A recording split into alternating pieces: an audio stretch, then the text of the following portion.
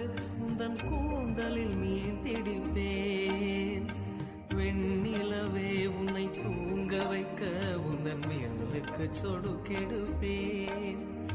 வருட வரும் பூங்காற்றையெல்லாம் கொஞ்சம் வடிகட்டி அனுப்பி வைப்பேன்.